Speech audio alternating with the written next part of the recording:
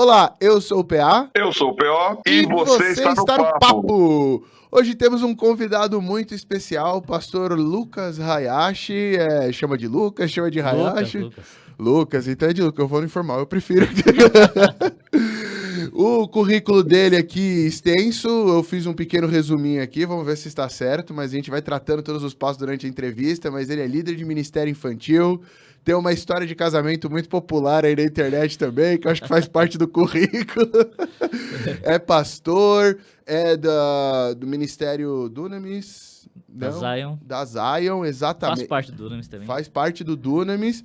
E estamos aqui hoje para falar disso tudo, né? Ministério infantil, criança, educação. Eu vi uns temas legais ali no seu Instagram. Então, muito bem-vindo, muito obrigado por ter aceitado o nosso convite, por estar aqui para conversar, expor aí o ministério para todo mundo que vai ver a gente. Muito obrigado aí. Os Paulos. PA e PO. Uhum. Não é isso? Eu pensei que fosse PP. Paulo Pai. Paulo Pai. aí não ia caber no trocadilho. Entendi, o PA-PO. PA-PO, entendeu? Como você veio parar no papo?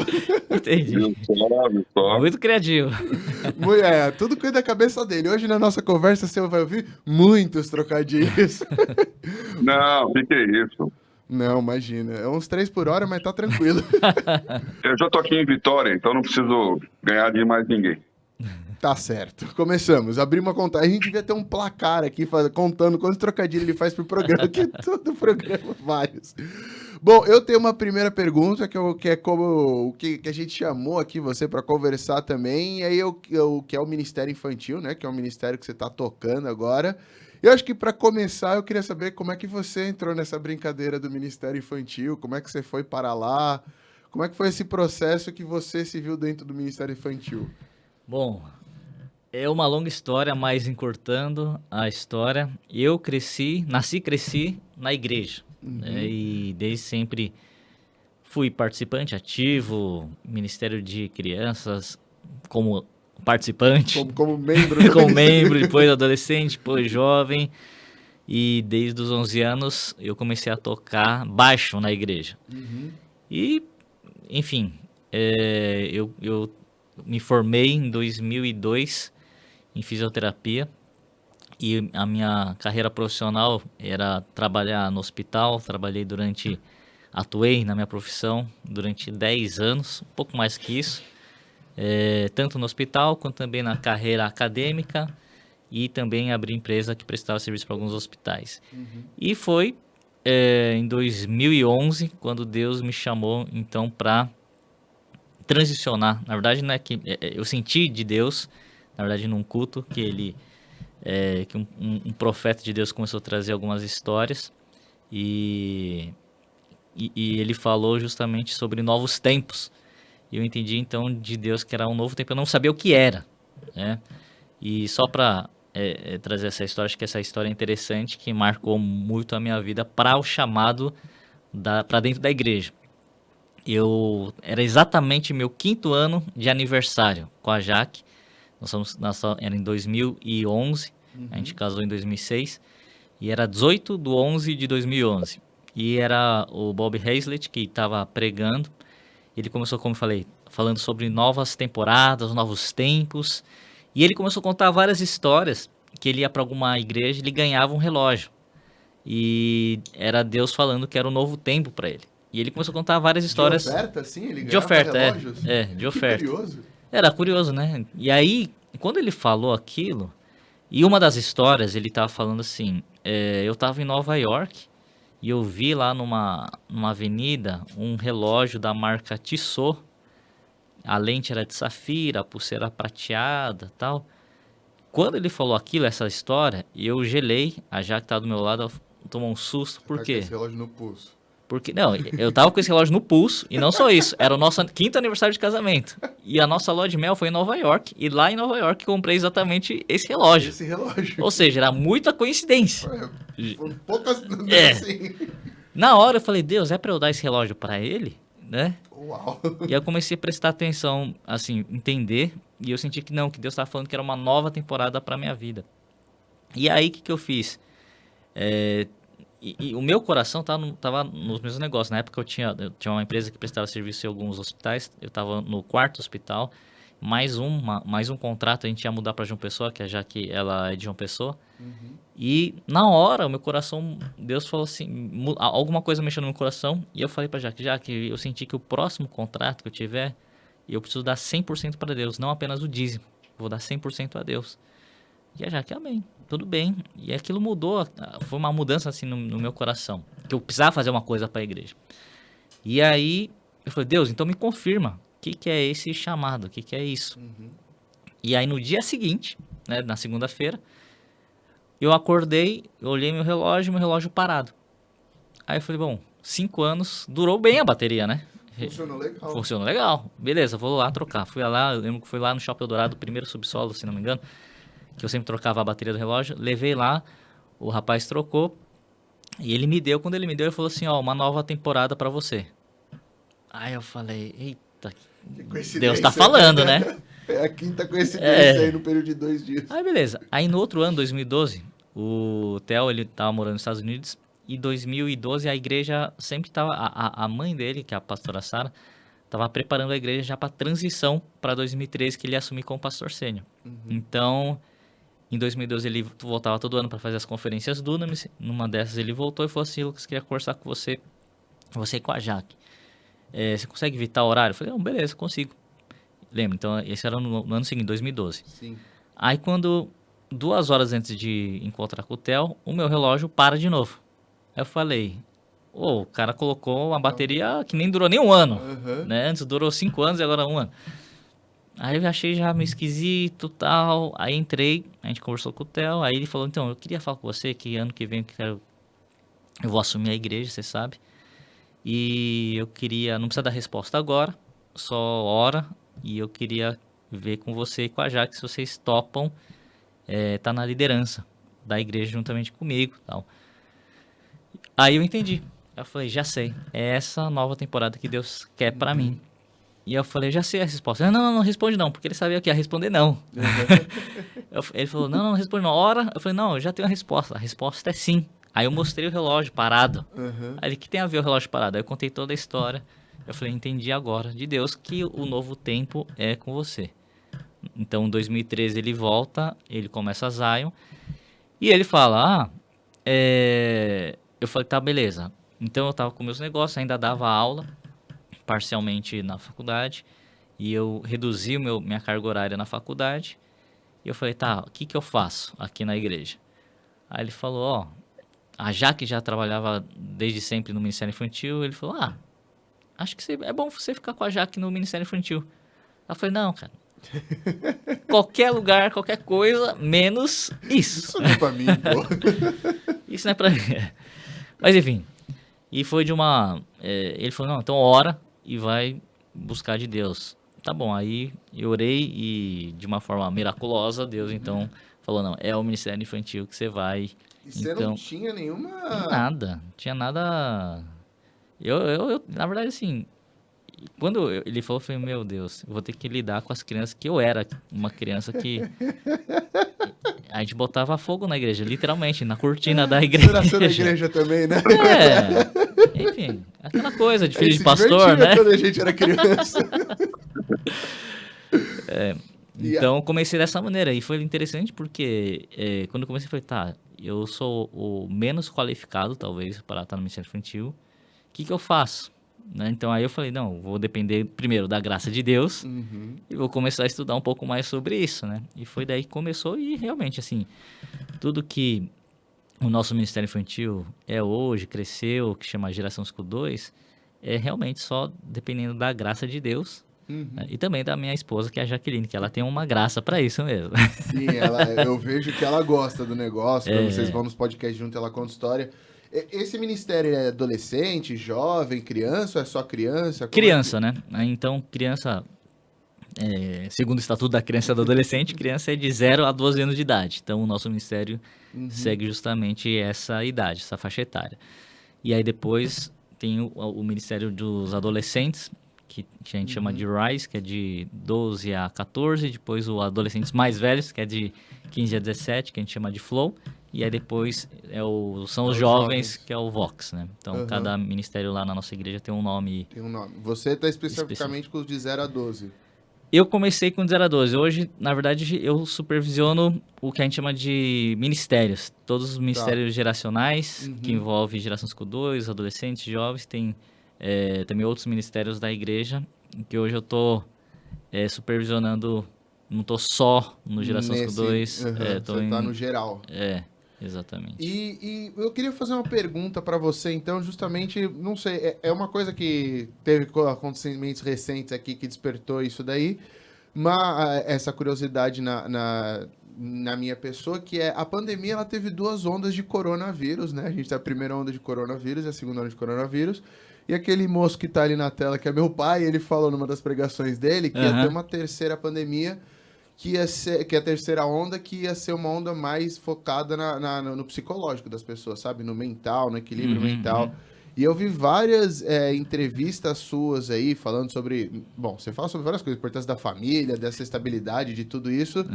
Mas esse impacto que a pandemia teve nos jovens, nas crianças, como é que você sentiu isso? Como é que você viu que foi o impacto disso no Ministério Infantil? Como é que você sente que as crianças estão absorvendo esse impacto psicológico agora do que meu pai chamou lá com esse trocadilho de terceira onda? Muito bom.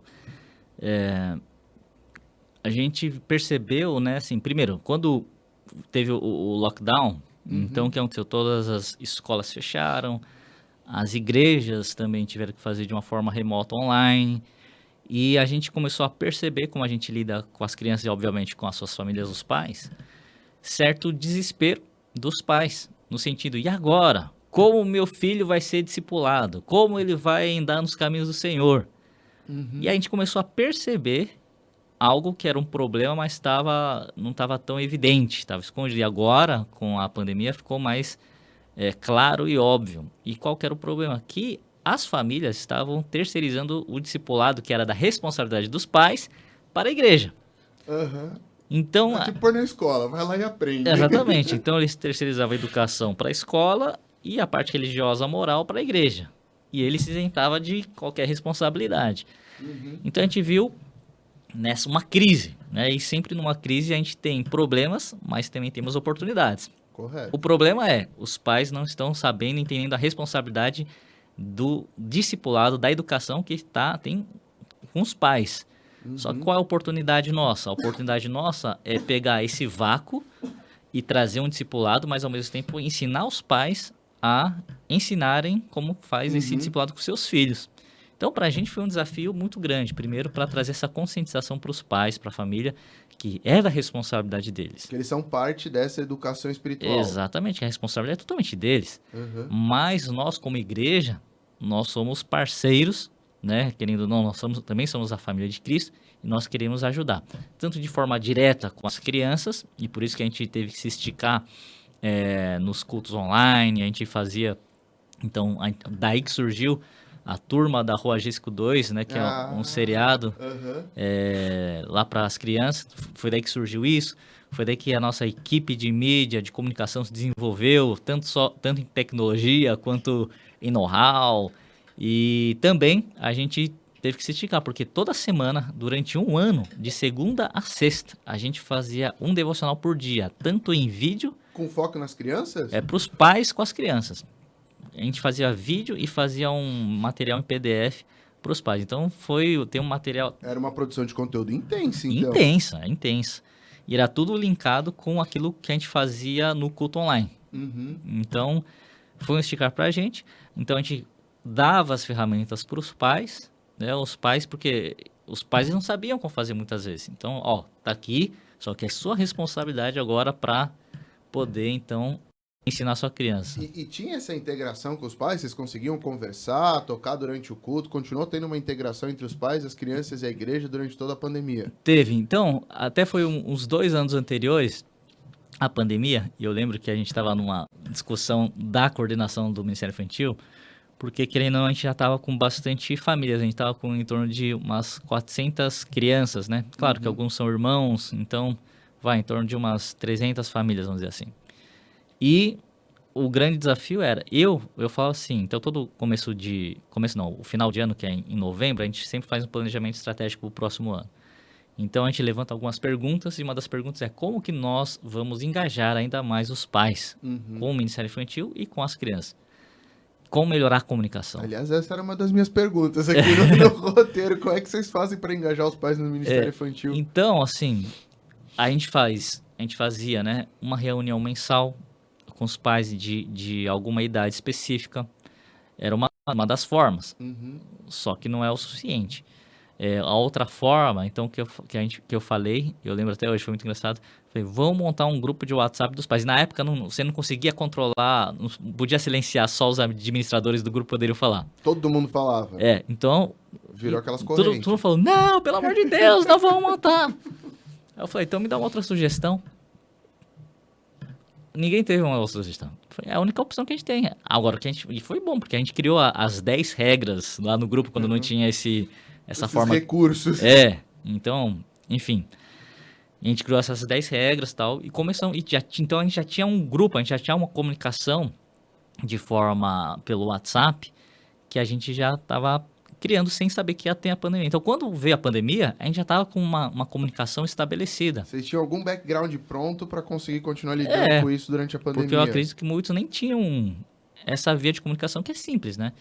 Enfim, então, através do grupo de WhatsApp, a gente também tinha o Telegram para o pessoal poder pegar os materiais.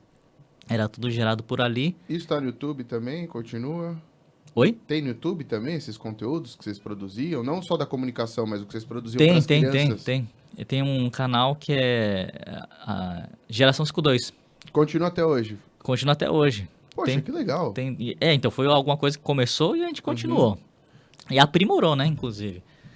Então foi dessa maneira que a gente começou a ver, né, como eu falei, uma crise que tinha um problema, mas uma oportunidade. Então a gente começou a fazer isso. E depois, quando a pandemia encerrou, foi interessante que muitas famílias começaram a vir agora e falar, nossa, a gente começou por causa do canal de YouTube das crianças. E as minhas crianças queriam conhecer quem que era o Lelé, que são os personagens, né? O Leleco, a Tatá, a Bibi e assim por diante, né? Que legal. Então, quando eles chegam lá na igreja e vê os personagens, eles ficam, uau! É tipo a Disney versão bem menor, mas mais ou menos isso. O mesmo impacto, né? A criança vê o personagem na tela, quer conhecer. Então, e isso trouxe as famílias? Trouxe algumas famílias, sim. Então, e foi muito legal. E hoje não. Hoje a gente está escrevendo, vai lançar agora em junho, mês que vem, né? O devocional da turma da Rua Gisco 2, que são 36 semanas de histórias baseado num currículo que a gente fez, que é o Fruto do Espírito, fruto especial, baseado no fruto do Espírito, das 9 virtudes do fruto, para o pai. Então, disso daí surgiu esse devocional. Esse devocional que é mais conteúdo infantil. Conteúdo infantil. Isso era uma pergunta que eu queria muito fazer para você, né? Que a gente está aqui no YouTube, na Mr. Rocco, a gente também produz conteúdo. Como você vê essa questão? Você falou que a pandemia tinha uma crise, né? A crise era as pessoas não participavam mais, então a solução foi a tecnologia para chegar lá através de telas e tudo mais. Eu tava pensando e eu tava até brincando na minha cabeça que hoje tem três coisas grandes que educam as crianças. Que uma é a família, a outra é a educação, né, a igreja, e a terceira são as telas. Deseduca, né? Pode ser deseduca também, a questão das telas. Como é que vocês trabalham isso, você, assim, como é que você vê essa questão? Porque você precisava da tela para se comunicar com as crianças também, então... Mas tem toda uma questão de conteúdo, o Marcel aqui da Mr. Rocco, até outro dia estava falando de um desenho que a criança dele estava assistindo no Netflix, aí ele parou para olhar e falou, não dá, não tem condições disso daqui... Então, como é que você trata esse dilema das telas? Porque também é uma maneira de se comunicar, as crianças adoram, mas também a produção de conteúdo é muito desfavorável no sentido de para quem é fora da igreja. Eles produzem muito mais conteúdo, às vezes com muito mais qualidade, e eu achei muito legal que vocês tenham uma série para crianças. Vocês produzem mais conteúdo e como é que você vê essa questão das telas para as crianças? Bom, mas você falou uma coisa que é verdade. O pai, né, tem o processo, no processo de educação, tem a escola e a igreja, e tem muito as telas, né? E é um alerta que a gente traz isso para os pais. Então, o nosso principal objetivo era trazer conteúdo para os pais. Claro que a criança tem lá, ela vai assistir, mas a gente está trazendo para os pais. Pais, é você que precisa estar junto com a sua criança. Por quê? Porque hoje, e a gente fala muito sobre a geração alfa. A geração alfa é a geração que nasceu após 2010. E é interessante, né, que o que marcavam as gerações antigamente eram eventos sociais, culturais, históricos. E 2010, o que marca a geração é um evento tecnológico, o lançamento do iPad. Então, Mudou, então, a maneira como eles computam isso. que não deixa de ser um evento histórico social, né? Sim, Mas é uma tecnologia que hoje virou o display da vida, que ele exatamente. te acompanha. Então, as crianças e hoje, e 2022 é um ano muito chave também, porque é o ano que todas as crianças de 0 a 12 anos são geração alfa. E a geração alfa é a geração 100% nativa tecnologicamente falando. Uhum. Então, Já nasceram com os devices já. na mão. Só qual é o problema? Tentando linkar tudo, né, a sua pergunta. Lá no Vale do Silício, na região mais específica Polo Alto, onde tem maior concentração de empresas, né, de tecnologia, Google, Apple, enfim, os grandes gigantes tecnológicos, os pais, que são os CEOs, que trabalham nessas grandes empresas, eles colocam seus filhos numa escola que eles assinam, fazem a escola assinar, que não vai ter nada digital. A lousa é de giz.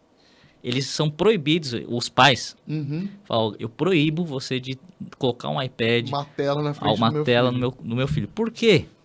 Porque essa é a grande questão. Então, se os caras que produzem mais tecnologia privam seus filhos de aprender na escola e ter tela, aí você pensa, pelo menos tem alguma coisa errada nessa história aí. Com certeza. Né? Então, aí depois surgiu, lá, eu não lembro exatamente qual ano, mas a Academia Americana de Pediatria saiu uma recomendação de exposição de tela para criança. Né? Tela, quando a gente fala tela, é celular, videogame, computador, enfim. E, se não me engano, de 0 a 2 anos é zero de tecnologia. Zero. Sem Zero. tela, sem nada. Sem tela, sem nada. Depois pode procurar lá, Academia Americana de Pediatria. Vamos dar um trabalho que o editor odeia. Evandro, põe na descrição, põe aqui no link. Hoje já tem da Sociedade Brasileira de Pediatria, tá? Mas o primeiro foi da Academia Americana de Pediatria. De 0 a 2 anos, nada. De 3 a 5 ou 6 anos, se não me engano. No máximo 1 hora. De 6 até 12 anos. Máximo 2 horas. Acima de 13 anos, no máximo 3 horas. E aí a pergunta é por quê? Sim, qual é o problema? Qual é o impacto que a tela tem? Então, o que eles começaram a observar? Primeiro, que as crianças... isso tinha a resposta no meu celular, tá vendo? Falei que você podia ficar com ele, ó. Mas eles começaram a perceber que as crianças tinham muito problema de déficit de atenção, problema com imediatista, irritabilidade, ansioso, assim? Ansiedade, e viram obesidade. E a obesidade não era necessariamente porque comia mais, pela ansiedade. Ele descarregava o quê? Comendo mais. Então, por isso que ele ficava mais obeso. A tela gerava ansiedade, essa ansiedade a criança se conta na comida. Exatamente. E aí, qual que era o lance? Por que isso? Tudo isso é porque você privava o relacionamento socioafetivo do pai, da mãe com seu filho. Então, e isso é fato. Eu tive filho, eu tenho filhos, né? Mas quando meus filhos eram crianças, eu não tinha essa informação. Então, eu lembro que minha filha, com 2 anos de idade, tentava passar a mão na televisão para virar a página. Como se fosse um iPad. A gente, que bonitinho. Ela sabia mexer tudo. Ela falou, nossa, olha que inteligente. Só que foi a maior coisa... Talvez, se eu pudesse voltar ao tempo, eu tiraria isso. Então, querendo ou não, o celular vira uma babá. Porque o filho se distrai, o filho fica quietinho. É até uma muleta, né? Eu vejo isso direto. O pai, no restaurante, é fácil, é cômodo. Só que o que está gerando isso, né, com as crianças? Esse é um outro dado que não é cientificamente comprovado, mas falam que ainda não se sabe exatamente a causa do autismo. E cada vez mais tem um aumento de autismo. Incidência disso. Incidência. Então, falo que a principal é a privação, tem muito a ver com o relacionamento socioafetivo do pai com a mãe. Então, você priva a criança de ter um relacionamento socioafetivo do pai e da mãe. Enquanto que a criança também está lá, o pai e a mãe também estão lá.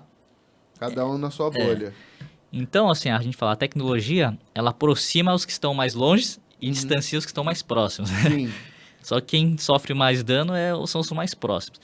E o que acontece é que tudo isso, então, a solução para a tecnologia não é a tecnologia em si, e sim o relacionamento socioafetivo.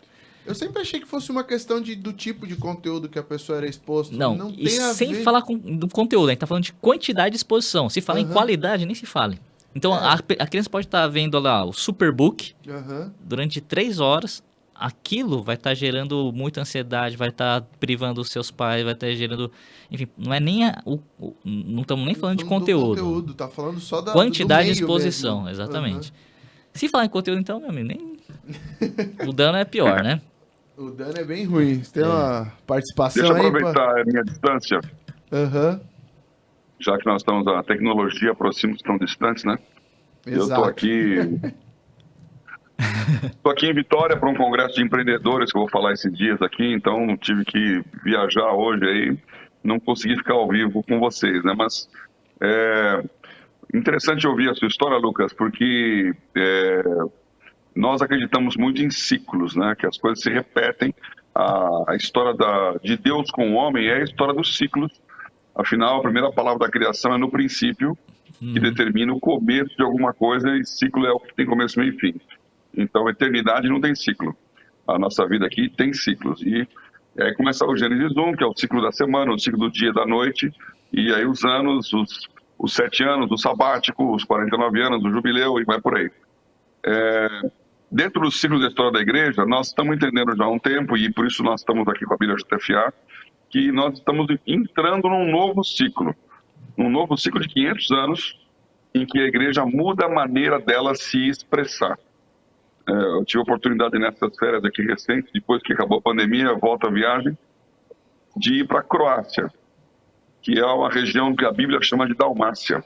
E ali estava visitando a segunda edificação, que foi uma igreja, na história da igreja, né? A segunda igreja construída como prédio de igreja, foi lá, do imperador Diocleciano, que é o antecessor do Constantino, que era o cara que teve a maior perseguição contra cristãos do mundo, foi Diocleciano.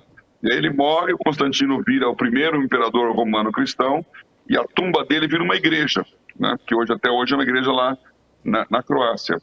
Ciclo que começa com igreja se reunindo underground, igreja sem música e sem louvor, igreja com relacionamento nas casas, que você pega lá a Bíblia e fala, se reuniam nas casas e no templo, as casas de cada um, grupos pequenos, porque casa em Jerusalém não cabia nem 20 pessoas, e templo dos outros, porque era o pátio dos judeus lá no templo de Jerusalém. Até entrar nesse ciclo de ter prédio próprio, e aí a igreja da matriz, né, já mais recentemente, e é uma história comprida que eu pulo aqui. O último ciclo começa 500 anos atrás, com a imprensa e o acesso da Bíblia, né, aquele sola scriptura que o Lutero fala, que só acontece porque tinha uma imprensa, senão...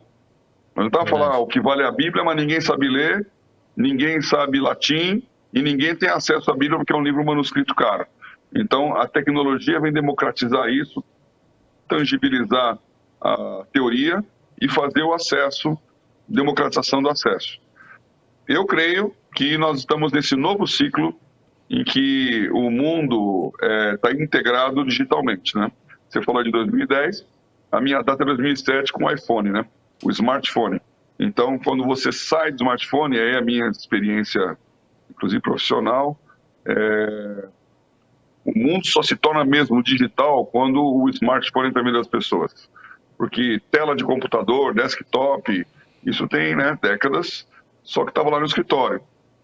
Mainframe, lá desde os anos 50, fazendo conta, não afetava a vida das pessoas. Mas na hora que você tem uma tela que você começa a conversar, entender e se tornar o melhor amigo da pessoa, né? O meu celular, isso muda o comportamento. E a igreja tem que estar no digital, e nós estamos, como igreja TFA, fazendo esse trabalho também, já há alguns anos, que o maior agente de evangelização do mundo é o celular. Não é um missionário, já não é mais a pessoa que vai, é a pessoa que está. É a mensagem então, que você recebe.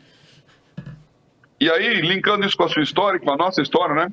Eu aqui venho de uma igreja também que 42 anos atrás, quando eu era um pouco mais novo que você, pensamos em fazer uma igreja das crianças. Então a ideia era sair da igreja tradicional e fundar uma igreja das crianças. Eu era o tio do cultinho lá, da classe do 4 a 6, e à época os personagens eram fantoches, né? Que era absolutamente revolucionário para muita gente, um teatrinho de fantoches, personagens que nós mesmos moldávamos na espuma, criava a vida do personagem, fazia toda essa caracterização da persona, né, de cada um deles. E embalado em tecnologia, que naquela época, eu estou falando dos anos 80, era retroprojetor, coisa que nem existia nas igrejas, né? Era tudo flanelógrafo. De repente, retroprojetor, cores, né? E edição, e aí vem aí a computação nos anos 90, e nós surfamos essa onda.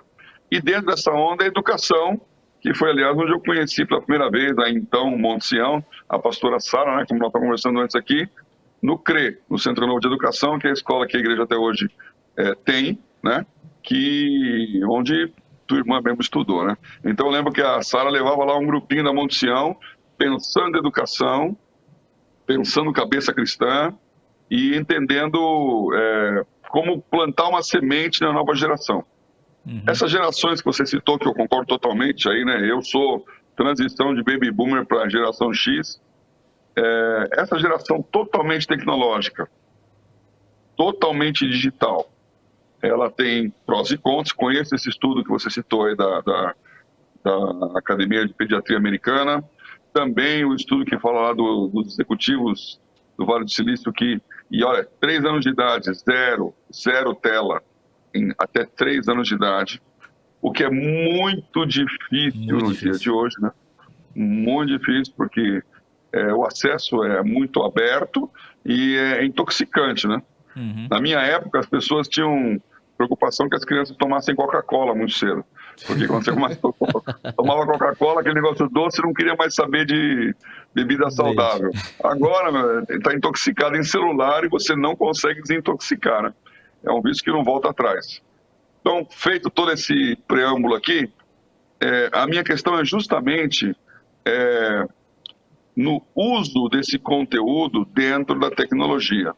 Porque eu participei como trabalho de crianças de vários, né, que eu visitei e conheci ao longo dos anos lá. Eu lembro na época nós tínhamos a nossa igreja das crianças, que enchia milhares de crianças dentro de um salão. Uma geração inteira se fez nisso, né? De uma maneira, vamos dizer assim, aqueles cultinhos que nós chamávamos festa da alegria, né? Algo que era muito lúdico, muita competição no sentido saudável, de concursos, das disputas bíblicas, de maneiras criativas de você entender e decorar. E eu lembro que na época eu conheci e vi que era a mesma coisa, ou seja, no mesmo ciclo, Deus estava levantando esse trabalho lá na Willow Creek, lá nos Estados Unidos, que começou também como uma igreja das crianças, com o Bill Hybels. Ele era líder de crianças com a mulher dele, parecida com você, né? A Aline, que cuidava de crianças e depois adolescentes, né? E essa geração cresceu, deu o boom que deu nas mega churches americanas. Temos com uma outra geração de crianças. Como esse conteúdo pode ser aplicado de uma forma não de diversão, mas de educação. Como é que eu preparo uma criança para entender Deus num ambiente tão cheio de fantasia, que a minha época era conto de fada, né? Branca de Neve, Disney, e agora é Marvel, né? Essa fantasia aí. Eu passei ontem, vi um trailer no shopping desse filme do Doutor Estranho, né? Doctor Strange também. Devia ser Dr. Weird, mas tudo bem. Então, cara, esquisito aquilo, e você vê um misticismo profundo ali, né? Então, se tinha uma magia lá na época da Branca de Neve, que era uma bruxa com uma maçã, agora é espiritualidade pura, né? O orientalismo misturado. Então, como aplicar um conteúdo cristão numa tecnologia dessa que remete para o outro lado lá, que é tudo que você coloca leva para o outro lado do mundo lá. Eu não sei como que vocês veem isso na produção desse conteúdo, de uma maneira que seja escalável, ou seja, que mais gente possa usar, né? E de uma maneira que seja, depois eu falo sobre isso, eu já falei muito, do ponto de vista de interatividade, que é o grande segredo da comunicação, né? Como fazer uma coisa interativa com um pai que não está nem presente às vezes, como ser interativo com uma pessoa que tem uma Bíblia no celular e que não está te ouvindo, está assistindo um canal de YouTube, como fazer esse ir e vir que torna a coisa palpável. Né? Falei Bom, muito aqui, não sei se ficou. Não, deu. Muito bom, boa pergunta. Realmente, a tecnologia é uma ida sem volta, não tem como a gente voltar atrás, né? A gente não tem como, não, vamos tirar a tecnologia, mas, como você falou, é um ciclo, né? Quando eu comecei no Ministério Infantil, como eu falei, eu não sabia de nada, e eu sou japonês. Japonês é bem tecnológico. Quando eu comecei, eu vi aqueles flanelógrafos, eu vi aquelas coisas que eu falei, não, isso daqui eu não consigo me ver e me encaixar nisso. Eu falei, vamos tirar tudo isso, vamos botar telão em todas as salas, computador em todas as salas, vamos fazer uma coisa digital. E aí, quando eu comecei a estudar isso, eu comecei a perceber, não, eu tô trazendo a tecnologia, claro, mas no momento errado e da forma errada. E aí eu comecei a ler, estudar e entender também sobre essa geração. Então, aí, o que a gente faz hoje? Por incrível que pareça, a gente, não, desliga todas as telas hoje, volta ao flanelógrafo, volta aos fantoches, volta às coisas. A criança, hoje, para ela, a vida dela é tocar na tela. Quando ela vê um negócio que ela consegue mexer, manusear, aquilo para ela é o uau. Caramba, que incrível isso. Não é atrasado, fantástico. É um ciclo, né? E olha só que interessante como a gente começa a perceber. Teve uma criança que falou assim, o nosso check-in, né? Lógico, a tecnologia ajuda muito. Então, por exemplo, quando a criança chega, ela recebe uma etiqueta que vê, cola o nome. Quando é o visitante, está indicado que é visitante, porque a gente quer dar mais atenção para esse visitante. Mas teve várias crianças, assim, estou falando umas 3 crianças visitantes que vieram para a nossa igreja. Depois os pais vieram falar com a gente. Meu filho está voltando aqui. Porque ele falou assim, aqui é minha igreja. Mas por que aqui é sua igreja? Porque aqui eles olharam no meu olho e falaram o meu nome. Ela se sentiu identificada por isso. Ou seja, aí a gente falou, não, substitui todas as coisas, é olho no olho. É o contato físico, é a interação. Elas estão carentes disso, entendeu? E, claro, a gente tem que fazer com que o pai faça isso, mas, de novo, é uma oportunidade para quem não tem esse pai, porque as telas daqui a pouco vão estar discipulando nossos filhos, né? Então, a gente tem que ocupar também essa lugar da tecnologia, mas também no relacionamento socioafetivo. É uma coisa. Aí, o Paulo falou uma coisa muito interessante, muito importante, relevante. No caso do Doutor Estranho, né? A gente tem a nossa conferência agora, dia 11 de junho, e é justamente como discipular a geração alfa. É um desafio. Vou dar um spoiler aqui do que eu vou falar. E eu vou falar basicamente 3 coisas para essa geração. Como que você discipula? 3 coisas. Primeiro, ser intencional. Então, tudo que você faz tem que ser intencional. O mundo está com intenções através da música, através de propagandas, através de tudo. Ideologias, políticas, tentando doutrinar constantemente. Se a gente não for intencional em todos os momentos de trazer os valores do reino de Deus, a gente perde. Então, primeira coisa, ser intencional. Segunda coisa, ser relacional. Então, você vê na Bíblia, Salmos fala, com os meus olhos te guiarei, né? É o relacionamento socioafetivo. A Bíblia também fala que Deus nos conhecia desde o ventre, né? Deus nos chama pelo nosso nome. E é interessante que tem um estudo, eu não lembro agora exatamente aonde, que pegava pessoas em coma e colocava eletrodos no cérebro e falavam várias coisas para ver a atividade cerebral. E a palavra que tinha mais atividade cerebral é quando falava o seu próprio nome.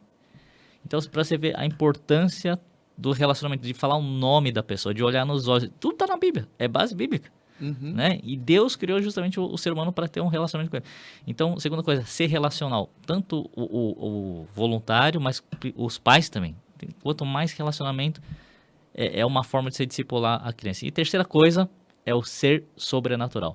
Paulo, se você fizer aí pesquisar os 10 filmes campeões de bilheteria aí do cinema, você vai ver, dos 10, se não me engano, 7 ou 8 são público de criança.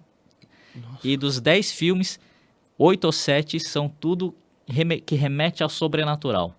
Então são os Avengers, Seja magia, herói, aquele o azul lá, o Avatar. Avatar. Seria tudo relacionado à ficção científica, ou seja, existe uma fome pro sobrenatural. Essa geração de crianças, geração alfa, então, por exemplo, pra gente, né, a gente que é mais antigo, a gente fica, assim, encantado. Cara, eu nunca imaginei que eu poderia conversar no meu celular olhando a tela de uma pessoa. Eu nunca imaginaria que eu poderia dar um clique e a comida chegar com iFood. Nunca imaginaria que eu poderia dar um clique e ver um carro que já sei o destino, o tempo, enfim. Essa revolução Pra tecnológica. Pra gente isso é sobrenatural, né? Entre aspas. Pra criança, pra criança isso aqui é normal. É a terça dela. Então, pra ela, o que vai chamar a atenção dela? O sobrenatural de verdade. Então, ser intencional, ser relacional, ser sobrenatural, pra gente discipular essas crianças, eu creio que são chaves importantíssimas pra ela realmente ter um encontro, assim, caramba, pra ser chocada com o evangelho, com a presença de Deus. Então, eu acho que são chaves importantes pra gente Mas aí, poder ter essa... eu fiquei com uma dúvida. Beleza, tem todo esse aspecto nocivo da tecnologia, né? Você tá falando sobre ser direto, tirar a pessoa do digital e trazer pra presença humana, pra realidade humana. Mas e na hora de... Você acha que é isso? Se a gente fizer isso, a gente vai competir com o Netflix, digamos assim? É isso que vai tirar a criança do Netflix? Não. Ou a gente vai ter que botar um conteúdo que Vai ter que botar intencionalmente mostre o que a gente acredita lá dentro de onde ela tá assistindo?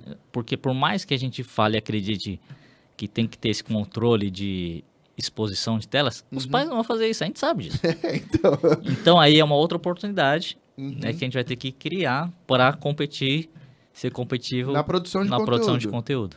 E hoje vocês fazem isso lá dentro pra fora com a G52 que você falou, né? A turma da Rua Gisco 2 é isso. A gente Isso. tá- E tem mais coisa? Como é que funciona essa produção? É algo que vai continuar acontecendo? É uma série que só foi pra pandemia? Como é Não, que é? então, na pandemia começou com o celular, né?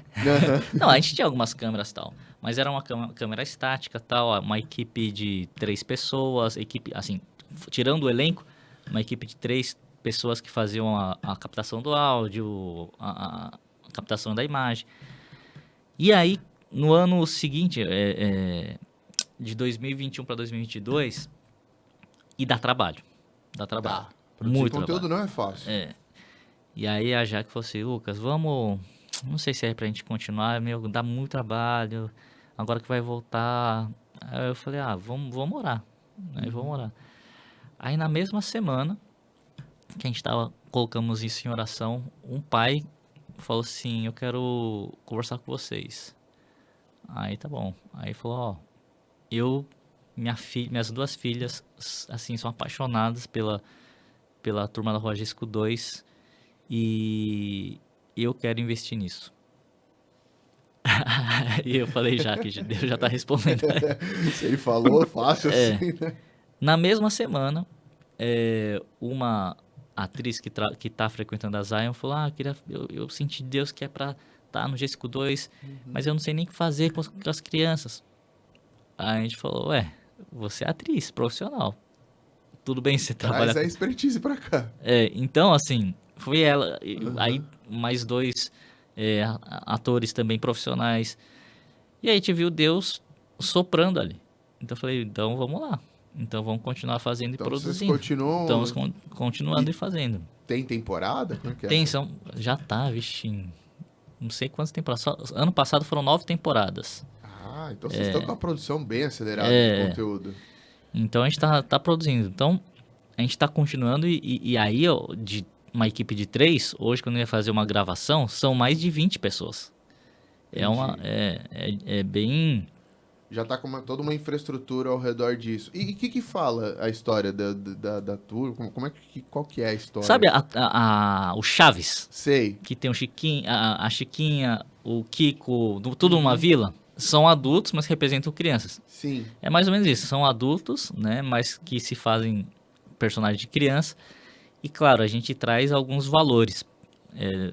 Alguns não, a gente traz só valores da Bíblia. Os princípios, Bíblios. E a gente começou o fruto lá no Ministério Infantil, então a gente segue a gente cria o nosso próprio currículo. Então, no ano passado, foi, como eu falei, o fruto do Espírito. né? Então, cada temporada foi relacionada a um fruto, relacionado a uma virtude do Espírito Santo. Domínio próprio, mansidão, fé e assim por diante. Então, foi Sim. tudo em torno disso. E a Jaque, minha esposa, ela que é a roteirista, que faz toda essa parte de roteiro. Aí ela passa pro Paulinho, que é profissional, ele faz a decopagem, enfim. Entendi. Estrutura para virar um roteiro profissional. Exatamente.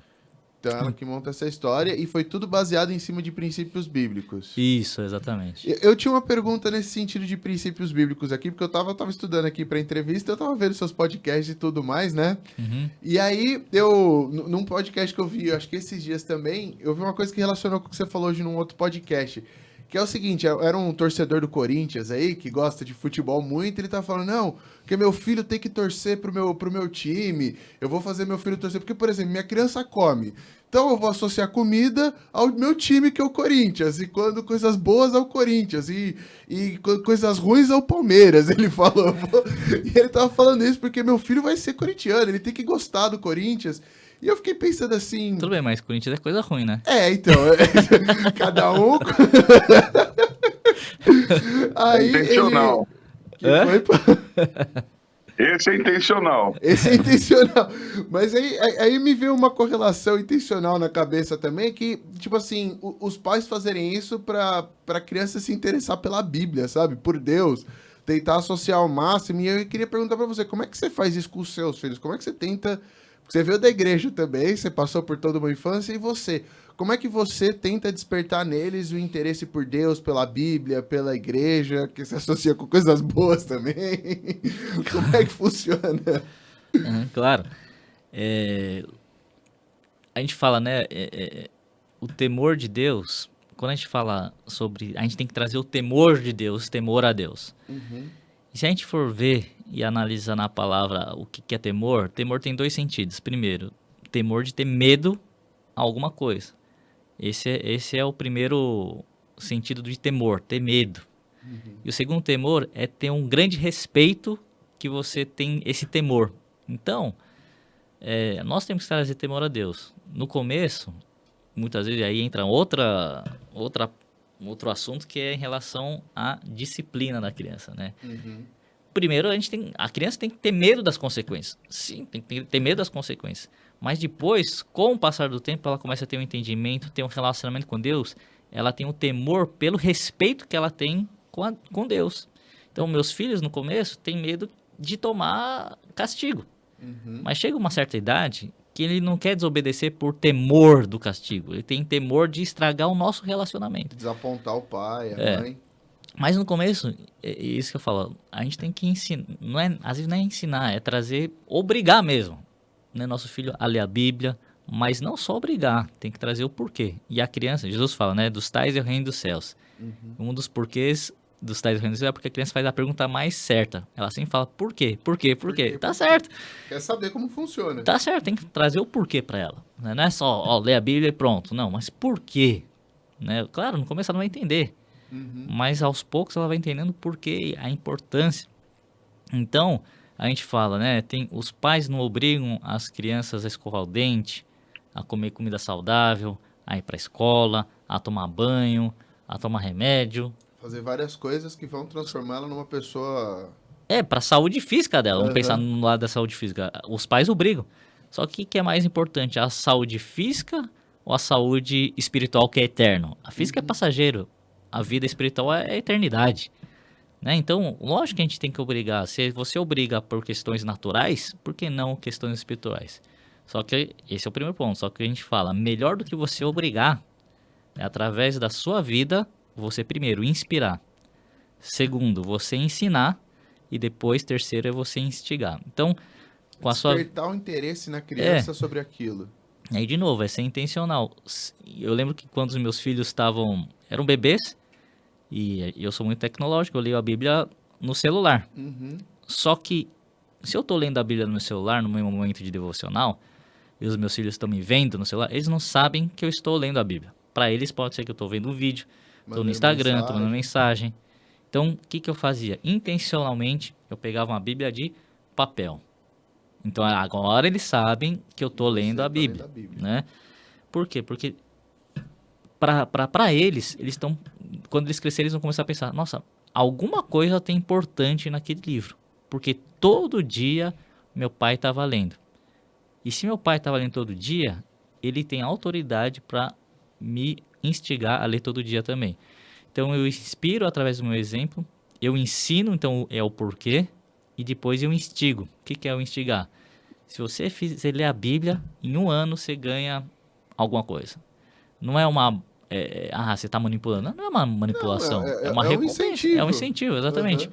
Se fosse só isso, sem falar o porquê... Só pelo incentivo, e né? eu sem inspirar, sem ensinar, aí talvez seria...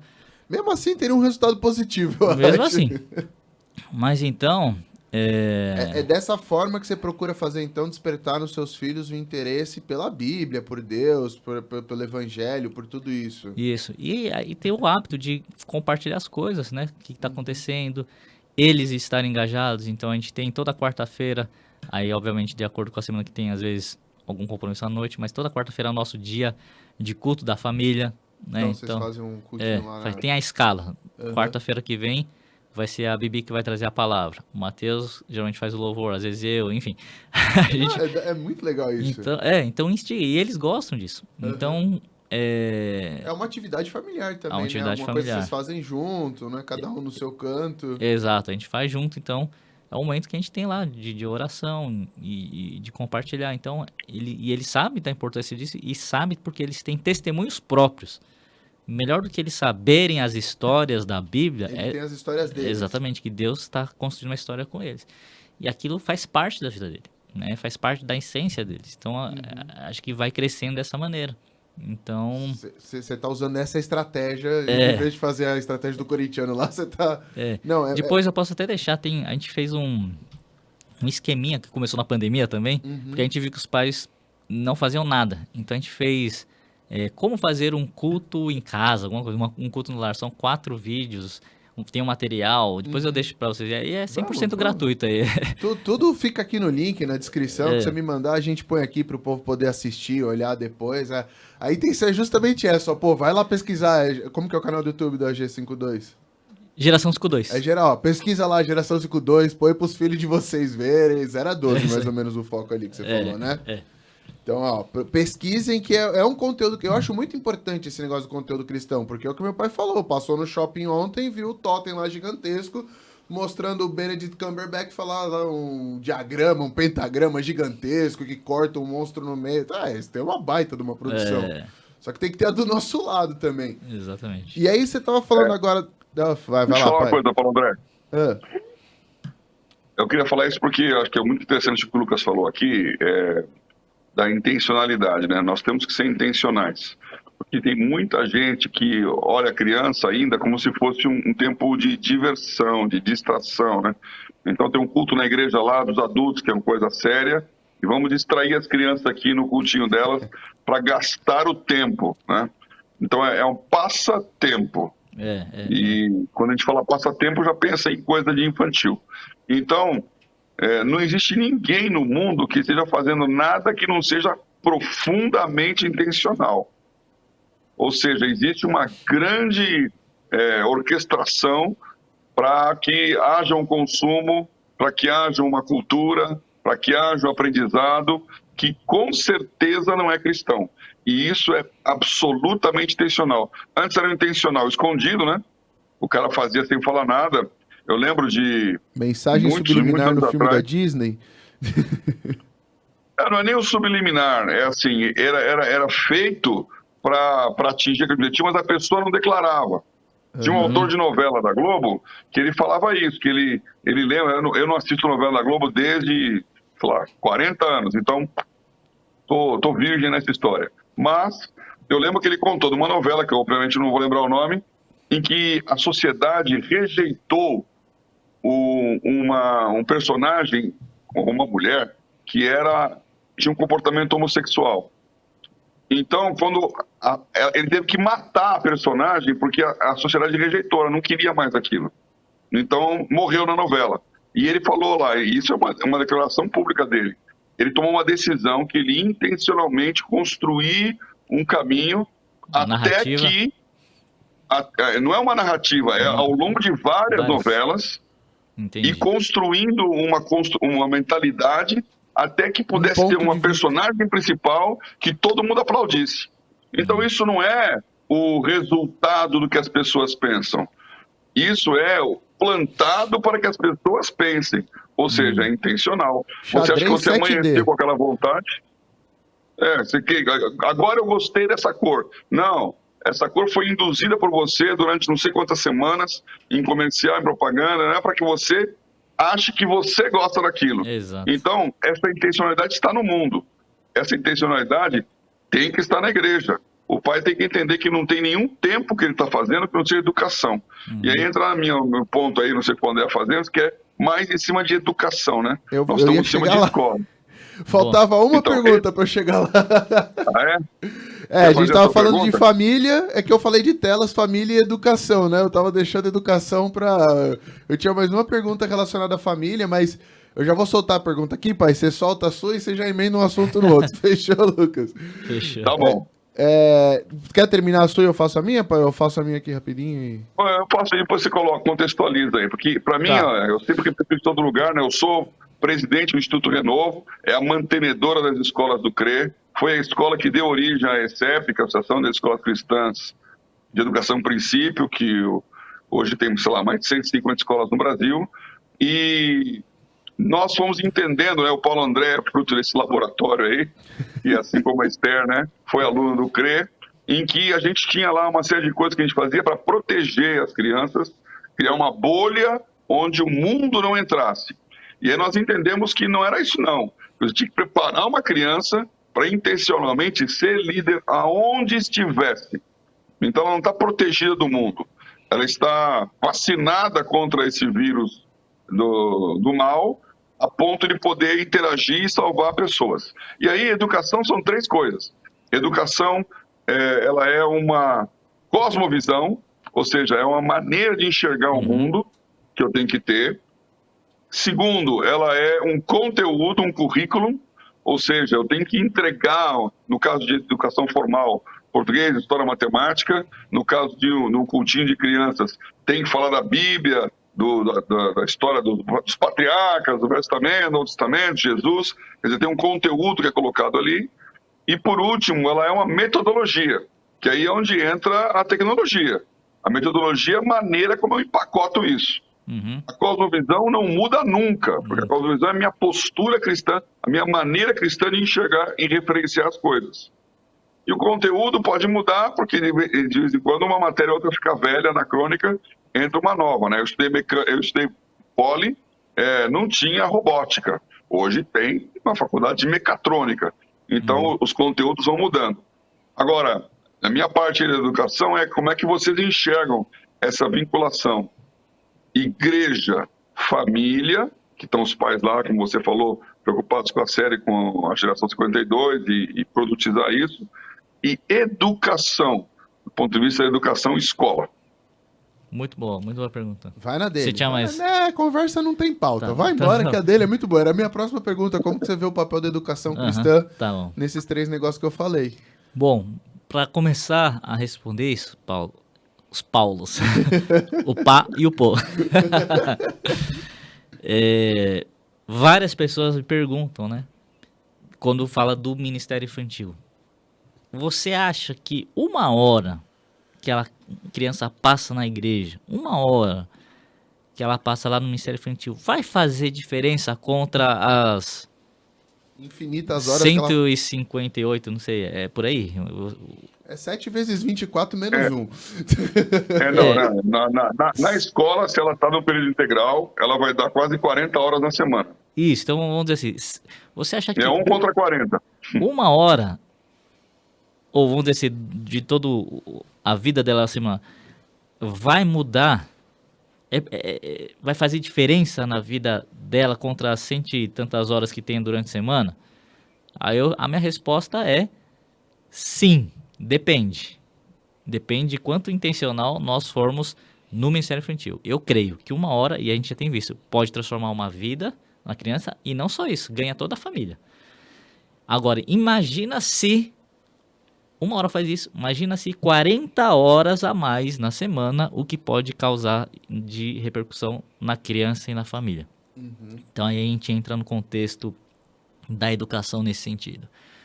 Porque quando a gente está, lógico, com muita intencionalidade naquela talvez 1 hora, 2 horas que ela fica na igreja, nós estamos plantando a semente. Talvez até o pai faça esse papel em casa, mas quando vai para uma escola que talvez não seja cristã por princípio, porque tem muitas escolas que são... desenterrando a semente. Porque tem outra questão, né? Tem escolas que dizem cristãs, mas é totalmente infiltrado ali. Mas por isso que por causa da cosmovisão. Exatamente. Tem muito crente que não entende que o que ele está fazendo é uma cosmovisão estranha, para não falar do doutor estranho aí. Pensa que só porque coloca lá escola cristã é cristã, né? Quando não é. E no fim mais atrapalha... Bom, eu não vou entrar nesse... Vou começar a perguntar o nome das escolas aqui, hein? Mas enfim, por isso que é importante saber, porque o pai está plantando uma semente. Lá na igreja está plantando uma semente. É um solo que é a criança. Só que aí chega na escola, um monte de semente das ervas daninhas sendo plantadas no mesmo solo. Então vai ter uma competição ali da cosmovisão cristã, da cosmovisão mundana, que vai estar uma lambança toda, uma bagunça na vida da criança. Então, de novo, se 1 hora, 2 horas faz diferença assim com intencionalidade, imagina 40 horas com tudo isso, né? E o que o Paulo falou foi muito verdade. Tem pessoas, e a gente luta contra essa mentalidade, não, eu vou pôr minha criança numa escola secular porque ela não pode ficar enfiada numa bolha. Então coloca sua filha, sua criança de 4 anos para ir pro exército já. Se fosse assim... Tem hora para as coisas. Então põe para dirigir o carro. Por quê? Não se coloca uma criança para dirigir carro com 10 anos, não põe no exército para ser no exército com 15 anos. Porque tem a questão da autoridade, tem a questão do preparo. Ela não está preparada. Muito pelo contrário, ela está mais vulnerável. É você mandar crianças pro exército. Quem que vai ganhar? É lógico que vai dar ruim. Então, essa mentalidade, tô preparando, não tá nada, você tá jogando a ovelha no meio de lobos, é isso que você tá fazendo. Mas enfim. Você foi modo bolha, não bolha? Como é que foi a sua perspectiva sobre isso? Que você também nasceu na igreja. Eu nasci na igreja, eu estudei no Colégio Batista Brasileiro, minha infância toda. E, lógico, que eu acho que meus pais, graças a Deus, eles tiveram muita sabedoria de Deus e uma educação em casa que foi muito mais forte do que a própria educação dentro da escola no sentido moral de cosmovisão. Visão né? cristã. Da cosmovisão, exatamente. Eles que estabeleceram minha cosmovisão, não foi a escola. Então, claro que com a escola que era cristã, isso facilitou, ajudou. Então, eu vejo o seguinte, que, claro, mas eu conheço crianças que passaram pela escola normal, secular, e graças a Deus, graças à misericórdia de Deus, porque as misericórdias de Deus se renovam a cada manhã. Mas quando você sabe que existe um andar de glória em glória, as misericórdias não serão suficientes. Né? Então, a gente começa, e de novo, o mundo de antigamente é diferente de hoje. Sim. Uma escola secular... Eu vejo muito mais intencionalidade hoje, apesar de achar que já... Ou eles aperfeiçoaram muito essa intencionalidade em todos os quesitos subjetivos. Porque veio, querendo ou não, a internet para ajudar. Veio a questão de outras ideologias. Vem através de músicas, de diversas outros meios para influenciar a cosmovisão da nossa criança. Então, fica cada vez mais difícil. E olha só, e mesmo numa igreja, numa escola confessional cristã, a gente tem que se preocupar porque a gente não sabe os amiguinhos.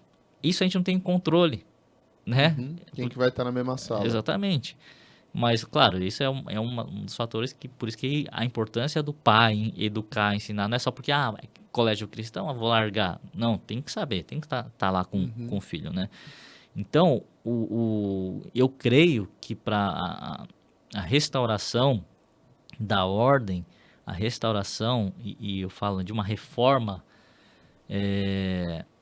vamos pensar no contexto do Brasil, é só investir em educação, entendeu? É investir em educação, e eu sei... Você conhece o modelo de educação por princípios, conheço, né? Conheço. O povo do Instituto falou que Você conhece outros modelos de educação assim? A Batista que você estudou era por princípios Não também? era por princípios. Era só confessional. Né? Uhum. Tem uma diferença de confessional por princípios claro, por princípios é uma questão muito mais intencional. Sim. Né? Não é porque o Tem meu... um design por trás. Escola confessional é só o fato dela estar vinculada a uma igreja, dizer lá no seu estatuto lá que vai ensinar, vai ter conteúdo religioso de acordo com a Bíblia, e talvez tenha lá uma vez por semana, o que é lá na minha escola chama de assembleia, em algumas escolas chama de chapel, enfim. Na minha era devocional. Né? O devocional. Mas, por princípios, tá lá estudando matemática, tá aprendendo sobre... Tem os princípios Tem os envolvidos. princípios. Tá estudando português, tá lá. Então, constantemente... É bem intencional. É muito intencional. É o que você falou. Eu, que meu pai comentou aí, eu vivi esse período de transição entre... sempre a educação por princípios, eu estudei no CRE, ela sempre foi intencional, mas no começo era essa ideia de bolha. Aí hoje em dia, e eu acho que eu vivi esse período de transição aí, acho que o Samuel tem uns amigos que viveram também junto comigo, de ser uma bolha para entender que não, talvez a gente tenha que expor com cuidado, né, mas e tentar proteger, mas não proteger totalmente. E aí eu vi hoje eu acho muito legal eu ter estudado no CRE, mas se você me perguntasse a minha opinião quando eu estudava no CRE, não ia ser a mesma opinião. Com certeza. Nem sempre a gente tem que ter o que a gente quer, mas o que a gente precisa, né? Eu era explicado muito, como você falou que tem que explicar para criança o porquê me foi explicado várias vezes, mas eu tinha graves discordâncias em relação aos porquês. Esse é o lado intencional da educação aí. Deixa eu aproveitar esse gancho, que ele é muito importante aí para quem está ouvindo, aí, você que está pensando em educação e no seu filho, né? Como o Lucas colocou, não é porque alguém diz que é cristão que a sua postura é cristã, mesmo que ele queira que seja cristã. Porque a questão é como você enxerga. Então, de acordo com o que você enxerga... Eu estava essa semana, nada a ver com o cristianismo aqui, mas eu estava essa semana num laboratório da Unicamp, falando sobre plasma lá, com um bambambam lá da física da Unicamp, e ele mostrando que todos os sentidos são afetados pela sua percepção de como as coisas acontecem.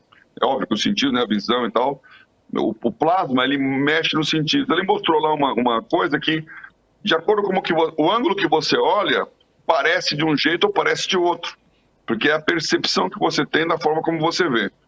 E então, aonde você está, define como você enxerga. E isso é perspectiva. E isso é referência. E nós temos que estar em cima de uma rocha que é um referencial imutável. Que é Jesus, que é Deus. Não muda. O mundo hoje ele é relativo, tudo muda. Então eu passei um tempo atrás aí, numa escola, eu vi lá escrito duas coisas. O primeiro nome, o patrono da escola era Jean-Jacques Rousseau. Jean-Jacques Rousseau é um filósofo iluminista da época da Revolução Francesa, 1700, que também ele era católico e ele era calvinista. Então ele tem uma visão cristã, vamos dizer assim, das coisas.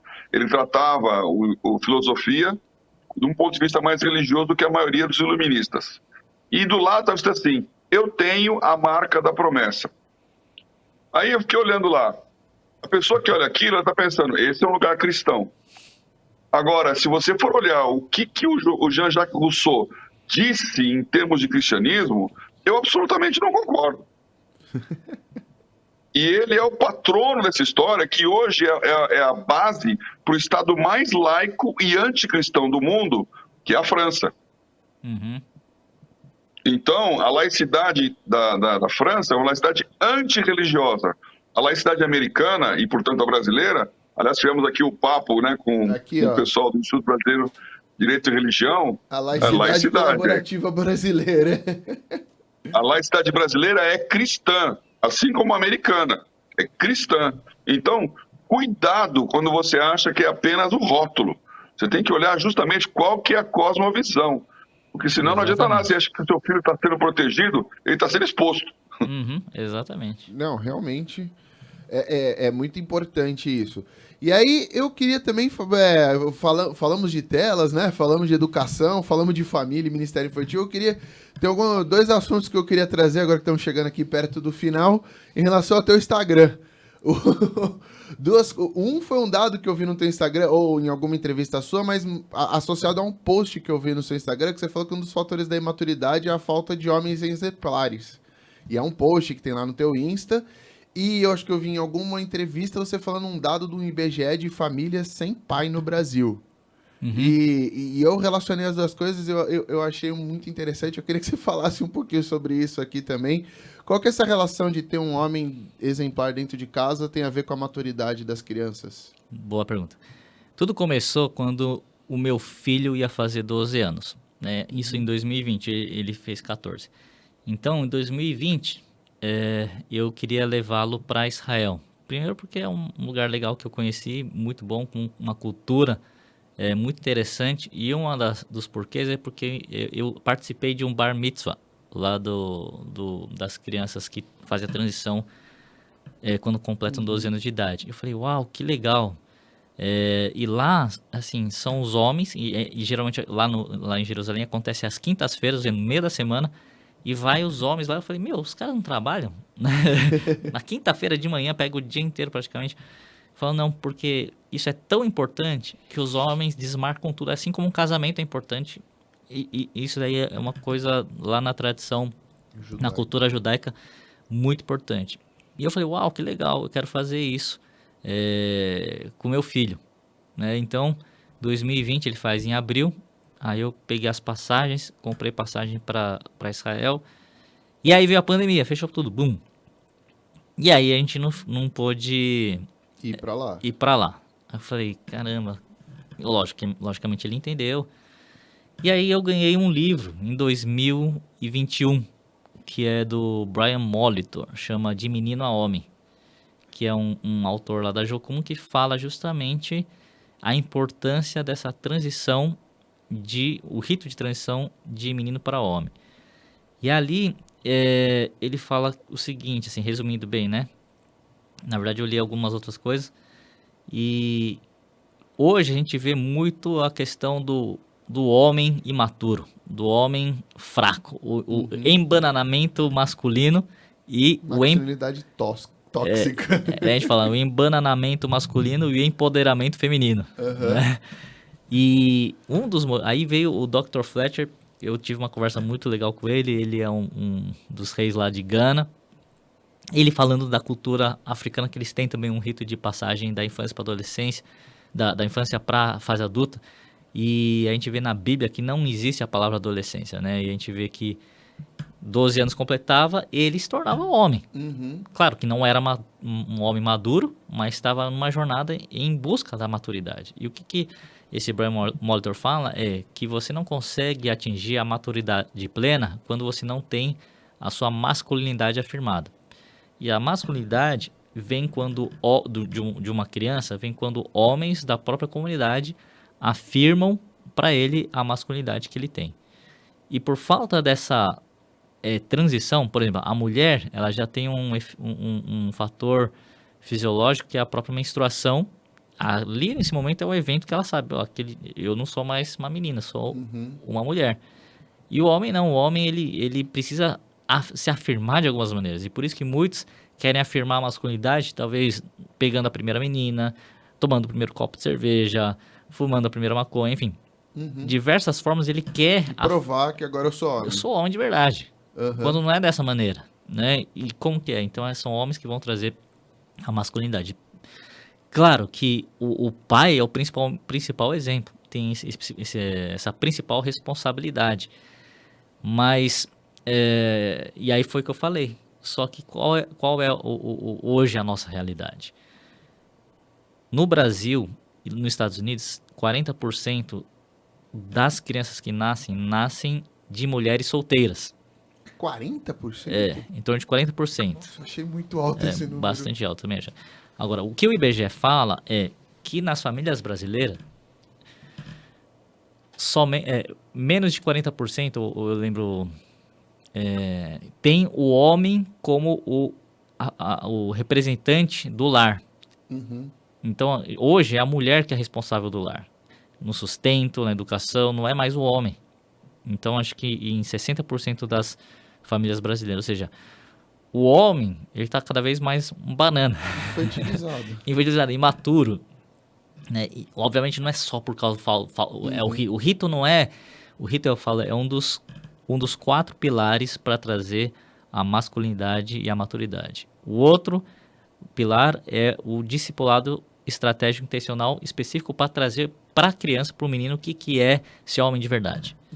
Segundo é o relacionamento socioafetivo que a gente falou tanto. Olho nos olhos, tempo de qualidade com o filho. É interessante o quanto que, e a gente sabe, nossos filhos quando eles são bebês, a gente pega no colo, abraça, beija, vai crescendo, fica adolescente, o que acontece? O filho não quer mais isso, mas ele não quer na frente dos amigos. Mas ele precisa de toque físico, ele precisa de abraço, ele precisa de tempo de qualidade, ele precisa de olhos nos olhos do pai. Isso é uma coisa saudável. E ele perde isso também, naturalmente.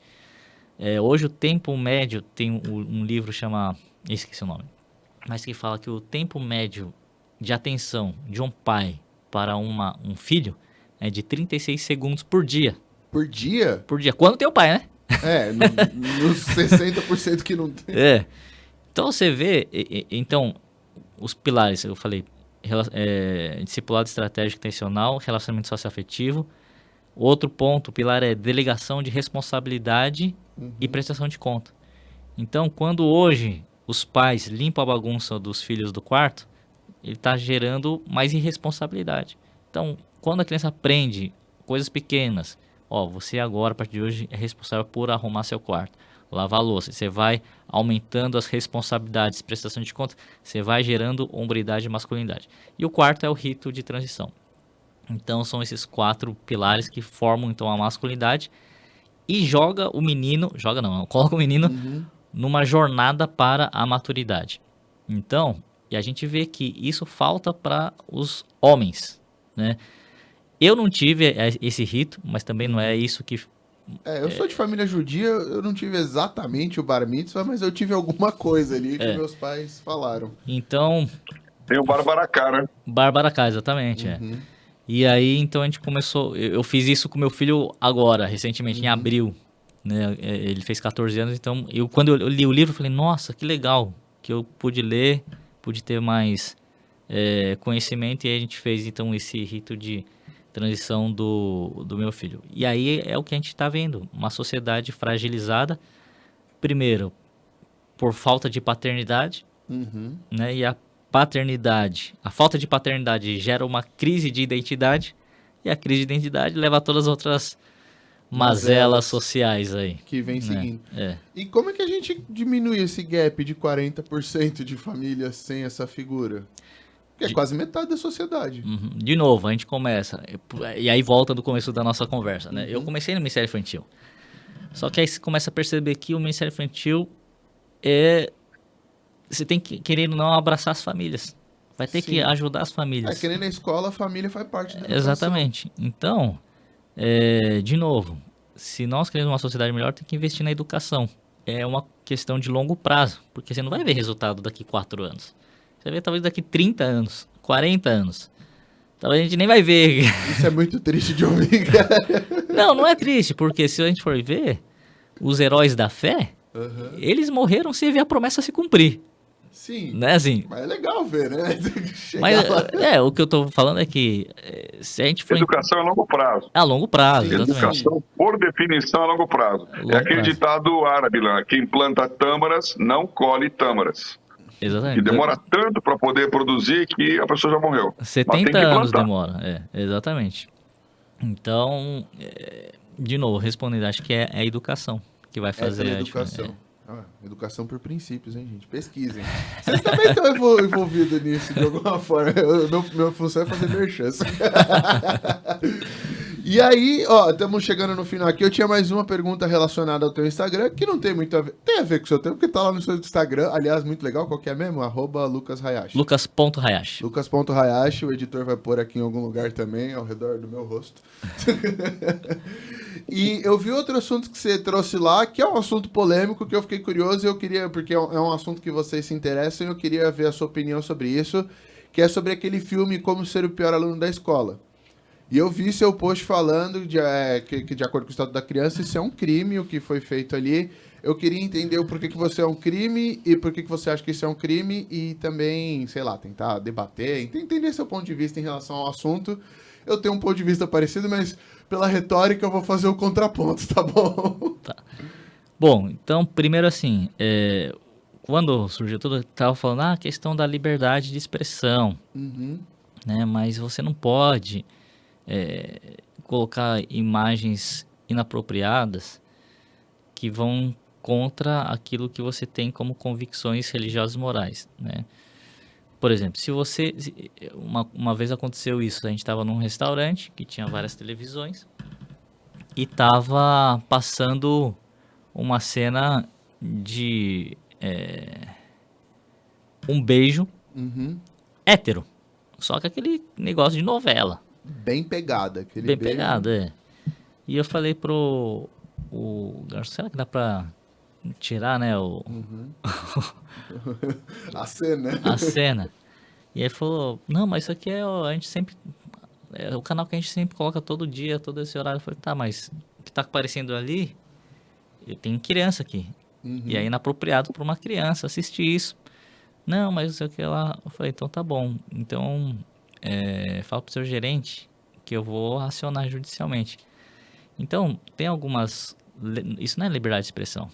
Isso vai para a proteção da criança, Sim. né?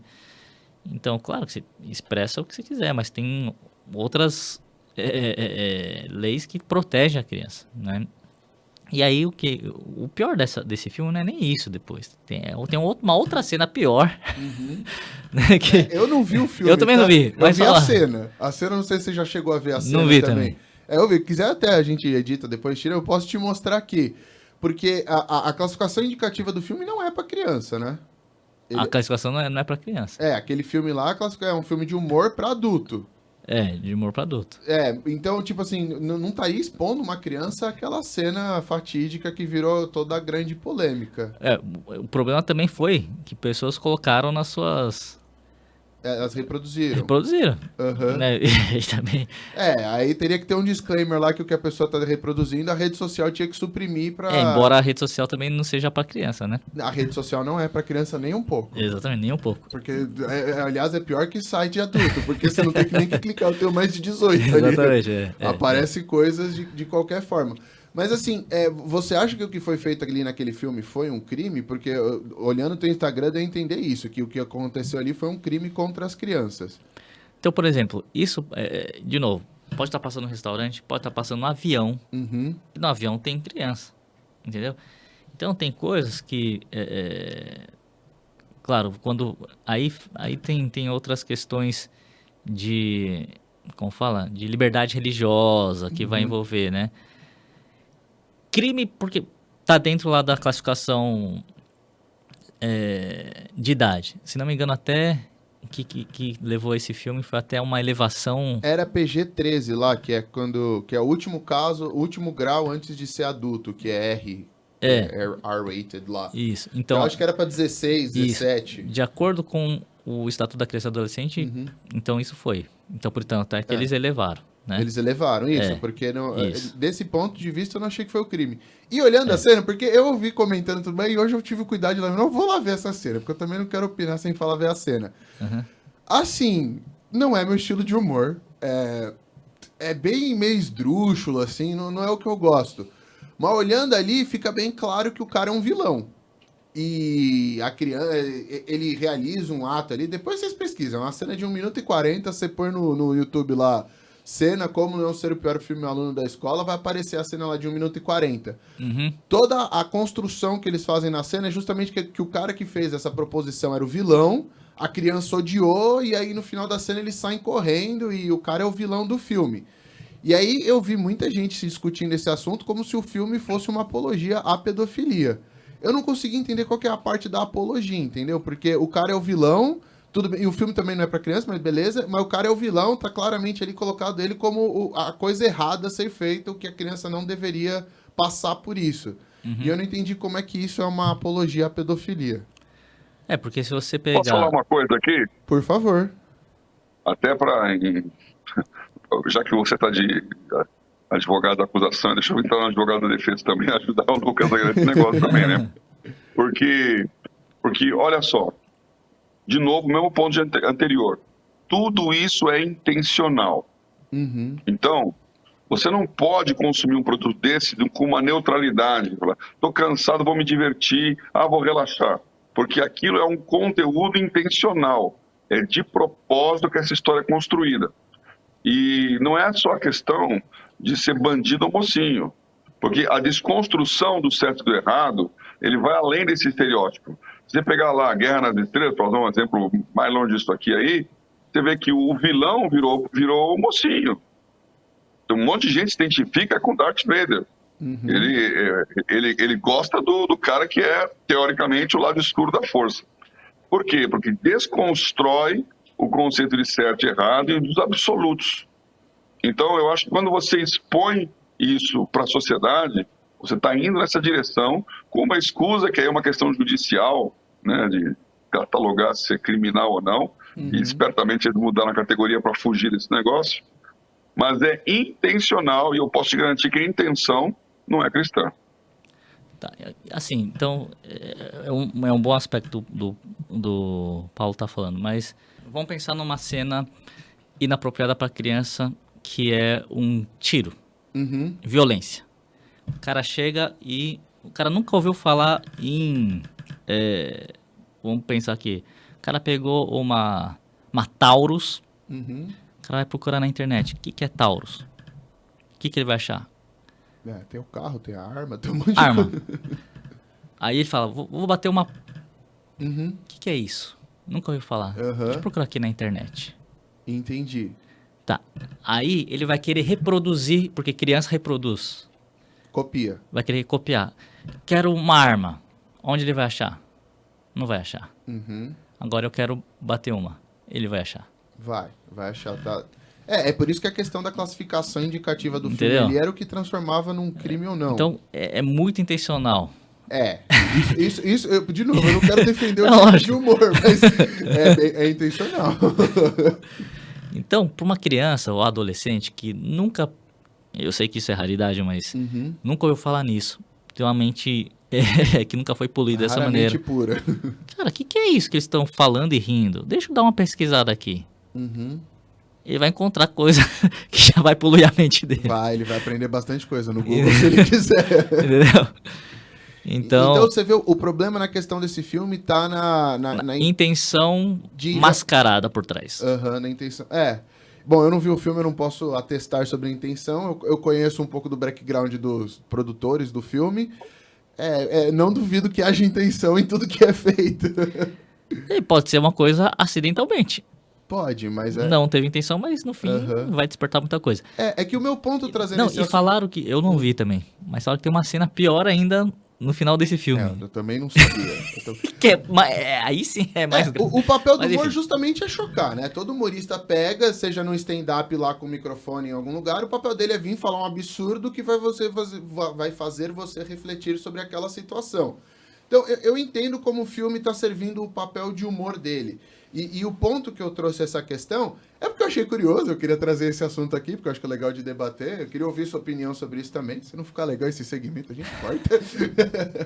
Mas é porque eu vi que esse tema, que pra mim é uma coisa pequena, tomou uma importância bem grande dentro do... Pequena, assim, eu digo, na relevância que isso tinha. Um filme do passado, que tinha passado, ninguém lembrava muito, e aí voltou com essa cena que virou essa questão da pedofilia. E eu vi que muito cristão embarcou nessa coisa de que é pedofilia e o cancelamento e tudo mais. Eu fiquei pensando, será que às vezes a gente não embarca um pouco rápido nas coisas antes de botar todos os... Tudo bem que é totalmente contra o que a gente pensa, mas será que é um crime? Não, então, aí que vem assim, né? O que até o Paulo falou. Você gostar de uma cor amarela, não é que você gostou hoje. Teve uma construção há muito tempo atrás. E quando a gente estuda um pouco mais também sobre a questão da cosmovisão, uma das formas de você colocar dentro de uma cultura algo que não é ainda da cultura é através do humor. Sim. Você vê a aceitação do público através do humor. Então, é aquilo que falou.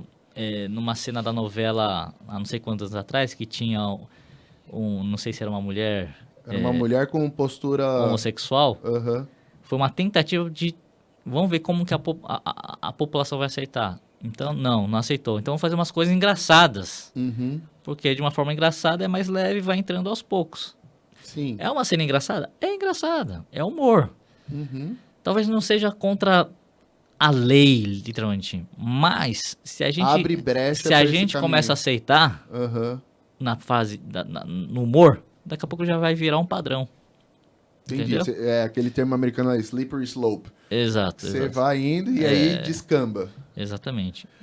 Muito bom. Bom, para terminar, Lucas, a gente faz sempre 5 perguntas num jogo rápido aqui. São 5 perguntas divertidas, você responde como você quiser. Só que antes de eu entrar nela, pai, você tem algo mais a perguntar, acrescentar aí? Não tem nada a perguntar, só agradecer e transmita aí minha gratidão também para a pastora Sara Hayashi, que segurou essa onda quando vocês não queriam. Então, segurou a onda da igreja e levou todo mundo para a escola e para a educação e para o cristianismo, e os resultados estão aí, né? Então, a quem honra, honra. Eu achei muito legal quando teve o Descend e ela falou lá no Morumbi, né? De que ela nunca imaginou que pudesse juntar todo aquele povo lá. É um momento de Deus. É muito bom ver o que Deus está fazendo na vida de vocês. E estamos aqui honrando aqueles que começaram essa história, tá? Meu abraço para ela. Amém. Obrigado também por estar aqui com você. Obrigado, Paulo. Bom, vamos lá. As últimas 5 perguntas, bate-bola, jogo rápido aqui. Não queria usar esse termo, mas é o que é. Uma viagem para qualquer lugar, onde você iria? Rapaz, qualquer lugar. Qualquer lugar, escolhe. Depois vai ter que explicar o porquê. Vale do Silício. Uma viagem para qualquer lugar. A Lua. A Lua? Pô, o que você queria fazer na Lua, cara? Dá pra ir, hoje em dia dá pra ir. Tá caro, mas dá pra ir. Ganhar do Elon Musk. Porque não dá pra ir pro Sol, né? Então é pra Lua mesmo. Entendi, você queria conhecer a Lua. Cara, eu não tenho essa vontade não. Eu tenho totalmente certeza que é super seguro, eu não queria ir pra lá não. Uma coisa que te motiva, ou que te mais motiva? Acho que o que Jesus fez na cruz. Ele deu a vida pra salvar o mundo, então o mínimo que a gente pode fazer é viver pra Ele e por Ele. Tá certo. E se isso é o que te mais motiva, o que mais te irrita? Mas me irrita... Acho que as injustiças que vêm de formas com capas de justiça. Ah, isso me irrita muito também. Eu posso concordar bastante, eu entendi bem o que você quis dizer. É isso aí. Qual que é a rede social que você mais gosta de usar e o porquê? Acho que é o Instagram. É o Instagram? Você curte? Acho que é a única... Eu tenho Twitter, mas o Twitter é... É você mesmo que usa o teu Instagram? Você responde? Eu vejo que os seus Não. conteúdos lá que você faz, mas tem uma gestão Tem também. Tem os meus tracks aí que... Mas e se o povo lá te mandar uma mensagem no Instagram, cai nos Minions ou cai em você? Então, Depende. eles respondem Aham. o básico. Tem algumas coisas que aí eles filtram e me passam. Entendi. Então, ó, quiser entrar em contato, chega nele, pode mandar. Tem alguma rede social que você abomina, desgosta, fala não presta pra nada? Bom, é que eu não tô em todas, né? Então não posso dizer. Entendi. Mas eu sei que o TikTok é uma coisa que, meu, Não achou produtivo. pra mim não. Demora. Eu também, é a que eu não tô.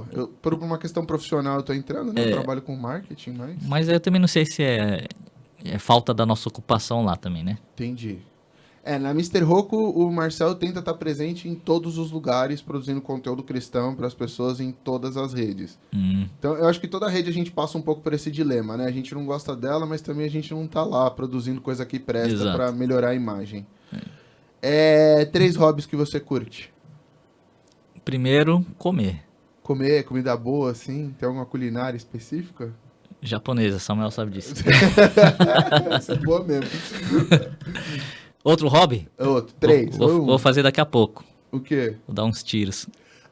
Clube de tiro? Clube de tiro. Isso é muito da hora, eu também gosto também. Eu morei lá nos Estados Unidos, meus primos têm várias armas, eles me levavam pro meio do deserto, tirar de É isso aí. É uma delícia. E outro hobby, futebol, praia. Futebol, eu gosto de futebol também, é da hora. E a última pergunta aqui, para acabar o podcast de hoje.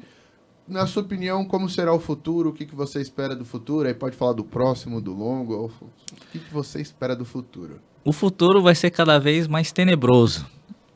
Mas quanto mais escuro, mais a luz brilha. Para nós, isso tende a ser bom.